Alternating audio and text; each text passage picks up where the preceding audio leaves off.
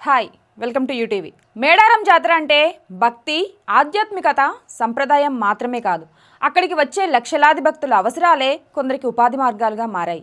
అడవి ప్రాంతంలో జరిగే ఈ మహాజాతరలో చిన్న అవసరం కూడా పెద్ద అవకాశంగా మారుతుంది. తెలివిగా ఆలోచించి కష్టపడుతున్న వారు జాతర రోజుల్లోనే మంచి సంపాదన సాధిస్తున్నారు. ఉదయం చలి, రాత్రి అలసటతో భక్తులు ఎక్కువగా వేడి నీళ్లను స్నానానికి, కొందరు తాగడానికి ఉపయోగిస్తున్నారు. ఈ అవసరాన్ని గుర్తించిన కొందరు వేడి నీళ్లను అందిస్తూ రోజంతా ఆదాయం పొందుతున్నారు. ఇక స్నానానికి వెళ్లే భక్తులు తమ సామాను ఎక్కడ ఉంచాలన్న సందేహంతో ఇబ్బంది పడుతుంటారు. అప్పుడు స్నానానికి వెళ్లే వాళ్ళ బ్యాగులకు కాపలా పెట్టేవారు ముందుకు వస్తున్నారు. భక్తులు నిశ్చితంగా స్నానం చేసి రావడానికి ఇది ఎంతో ఉపశమనంగా మారింది. అడవుల్లో ఎక్కువసేపు తిరగాల్సి రావడంతో మంచినీరు అత్యవసరంగా మారుతుంది. నీటి కొరత ఉన్న ప్రాంతంలో ప్యాకెట్ల రూపంలో మంచినీరు విక్రయించి కొందరు మంచి ఆదాయం సంపాదిస్తున్నారు. అలాగే చెప్పులు విప్పి దర్శనానికి వెళ్లే భక్తుల కోసం చెప్పులకు కాపలా కూడా ఒక సంపాదన మార్గంగా మారింది. చెప్పులు పోతాయన్న భయం లేకుండా భక్తులు దర్శనానికి వెళ్లేందుకు ఇది సహాయపడుతుంది. ఫోన్ బ్యాటరీ అయిపోవడం మేడారంలో సాధారణ సమస్య. దీనిని అవకాశంగా మలుచుకొని ఫోన్ ఛార్జింగ్ పాయింట్లు